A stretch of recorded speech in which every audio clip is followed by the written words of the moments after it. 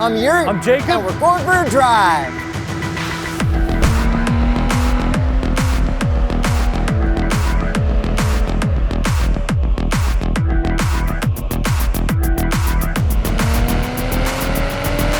The brand new 2022 BMW M240i. xDrive with launch control.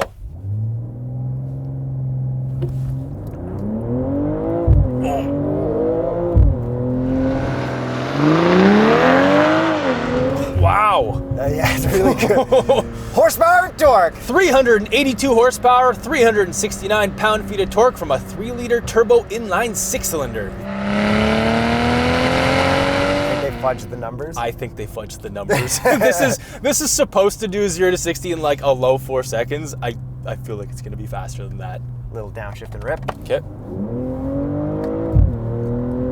Yeah, that's like really good power. That's a lot of torque. Okay, one thing.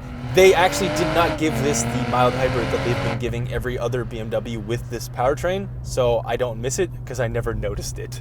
Okay, before we get into all the stuff about this, you know we love 2 Series. Everyone loves 2 Series. If you want to get your own BMW 2 Series, tsp.truecar.com in the description below. There's discounted price offers, and the M2 CS was our car of the year under $100,000 last year. So check out our awards video for this year. Yeah, who won? You'll never know unless you watch. Okay, little cliche corner boot. Okay, you got traction in sport. Yes, not all the way off.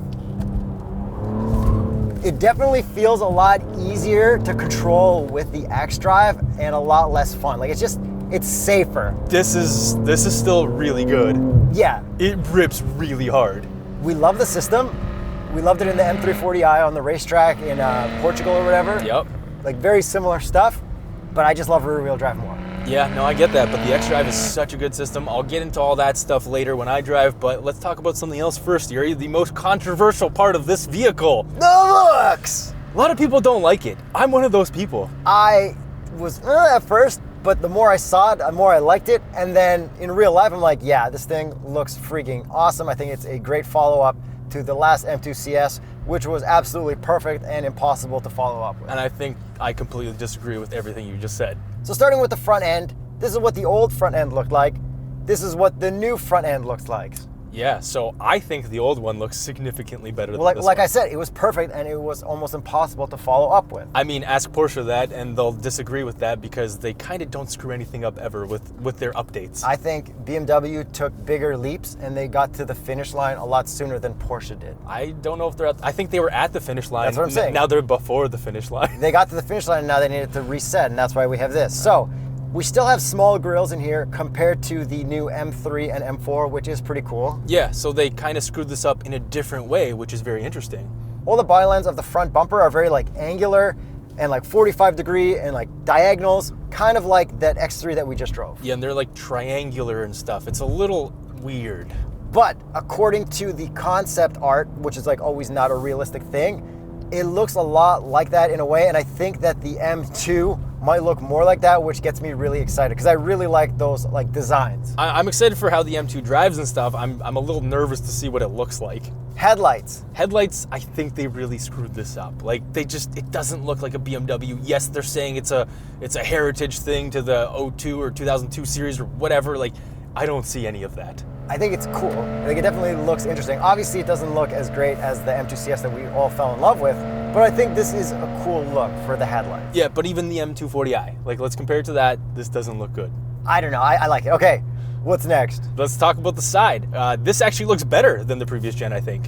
I disagree, but I think the body lines of this are very good. They kind of made it more muscly around the front wheels and back wheels. Like, it looks great. So I agree with you because I actually do think the body lines look better, but from the side, the weird shape that it now has, the overall like roof line. Okay. Oh, you're talking about not the roof line, not the body line. Yeah, first I was talking about body lines, now I'm talking about roof line. Okay. So this is where it looks like the first generation of the 1 Series where it looked kind of funny from the side. Like more of like a cap that popped like up. a bubble, yeah. Like a Miata with a hard top on it. Yes. It does look more like that. So that's not my favorite. I think it looks cool like that. But okay, back to the body lines, the way everything kind of squiggles around like a cross down and thing is very good. And then at the very bottom, we have a whole black piece there, which isn't as noticeable on this color. Thunder Night Metallic, which it's overcast right now, so we can't get awesome video of it super popping, unfortunately. Thunder Knight. Interesting name. But like in white, it'll really thin the body lines down. But yeah. The body lines are good, really good. The body lines are good. How about the wheels? We've got the Winters. They're just okay. Yeah. Okay, what would be the Continental recommended tire for winter for the M240i xDrive? The Viking Contact 7, and in the summer, the Extreme Contact Sport. So now back end, taillights are kind of weird. We said in the X3 video that the two taillights are half of the X3 taillights. Yeah, just like they've done in other models previous to this.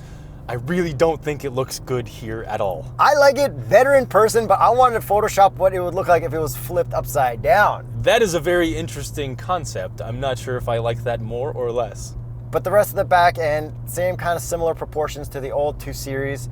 And then how about our exhaust tips? You know what? I'm gonna be more stringent because we're getting into electric cars, we're getting into some weird stuff, especially that Audi's doing. I'm going to give these a fail. Even though they disconnect and they are kind of real, I'm giving them a fail. You know, it's going to have perfect exhaust tips. The M2 and the M2 competition and the M2 CS. That's the way BMW does that. And then I guess we should probably listen to it from the outside. From the outside. All the way to red line. Yeah, good job, BMW. Okay, sound on Cliche Corner. Sounds good. Like a little pumped in. Yeah, but it's still that inline 6. It's very smooth.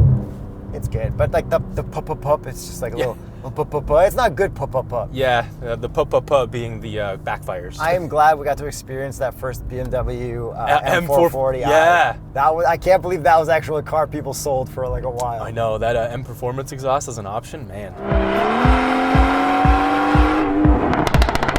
Okay, looks wise.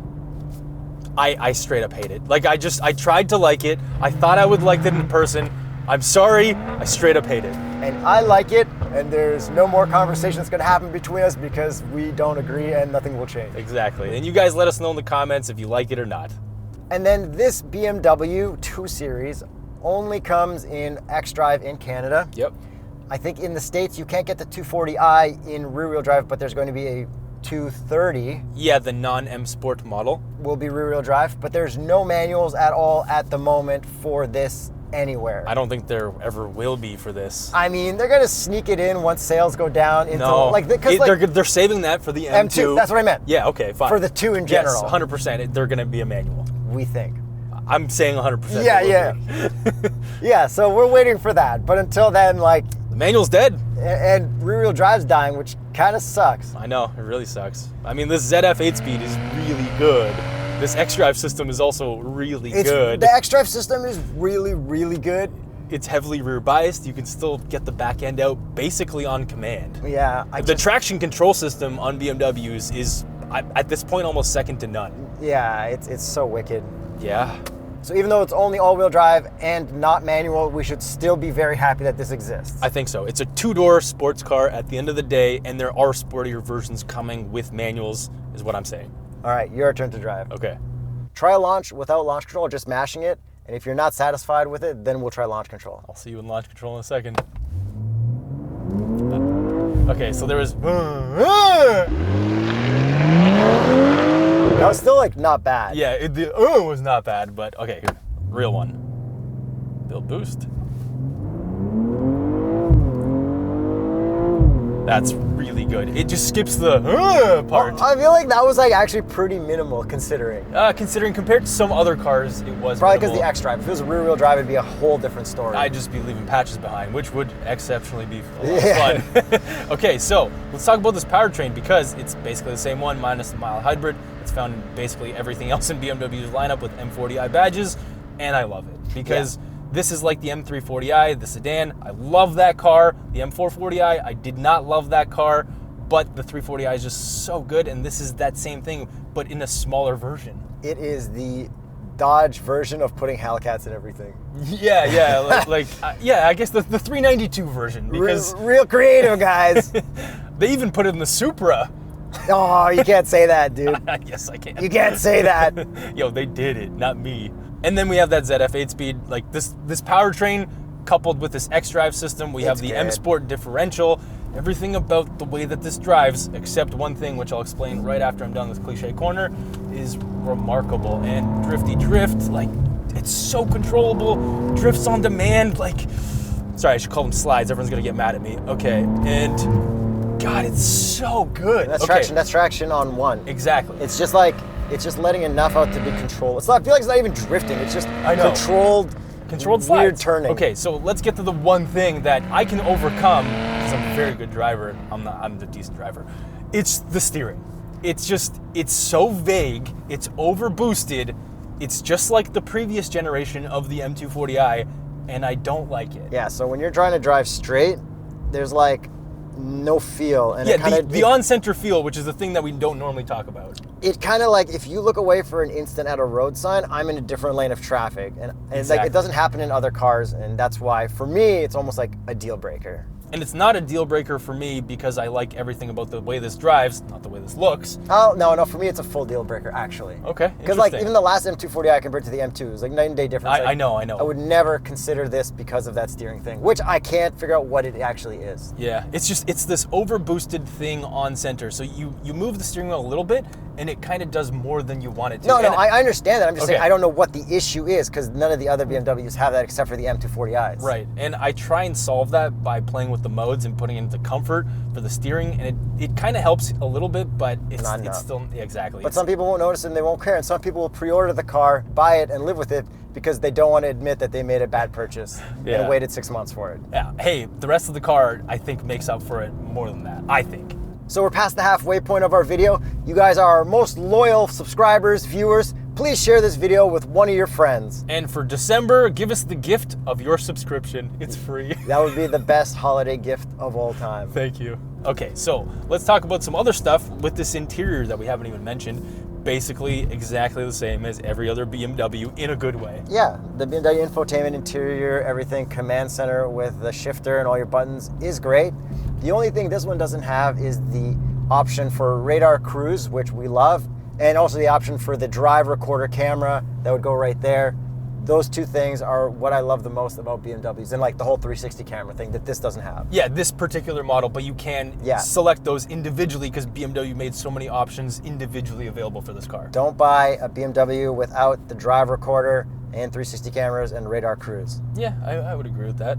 And let's see if we checked one option box in this car, visors. I have no idea. No. 3, 2, 1.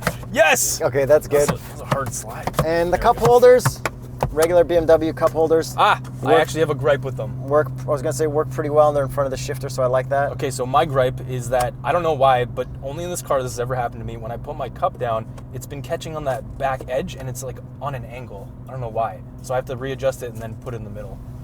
It's weird. That's weird. Yeah, I know. Okay, we got a wireless charger in front of that. Yep. And it fits our smaller iPhones. Well, I don't know if it would fit the larger iPhones. Wireless Apple CarPlay, wireless Android Auto. We got nice textures down here. We do have regular climate control buttons. We have our favorites. No wired CarPlay, Right. Android Auto. But you get used to it if you own the car for wireless. Exactly.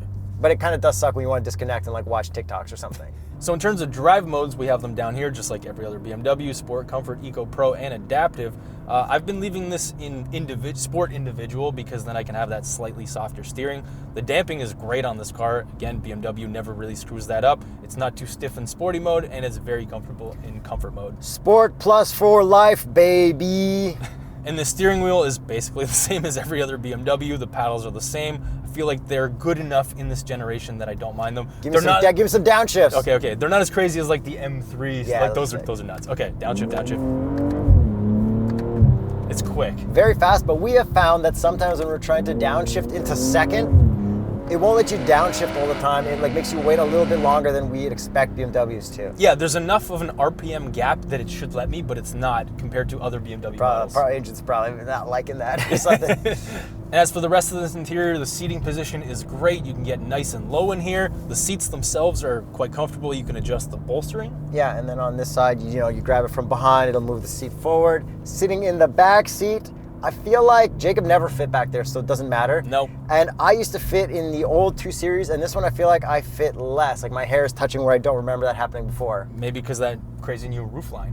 Maybe. Anyways, we also have this cool new pattern, which is an M pattern, but not quite M. It's interesting. Still waiting to see if that shows up on the front of any BMW stock from the factory on the grills. Yeah, and speaking of M badges, I think this has an adequate amount of M badges compared to the X3 M40i for some reason. I could be wrong. For a non-M car. It just feels like that. And well, this has the M mirrors. Yes, it does.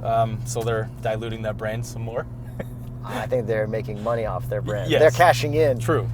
It's like AMG with this. They're cashing in before everything 43s, goes electric 53s. and resets. Yes. And they have to prove themselves again. Yeah, and who knows where they're going to go with their new XM concept thing that we showed everybody on Instagram. Follow us on Instagram at TheStraightPipes. It's really Jacob, Yuri Tershin. Yo, I followed the one BMW Canada influencer, Sasha, and she had some pictures with that in real life. The grill lights up. Everything looked so sick. The interior was like aqua. Like I would love rocking around the BMW Sirius XM satellite radio SUV.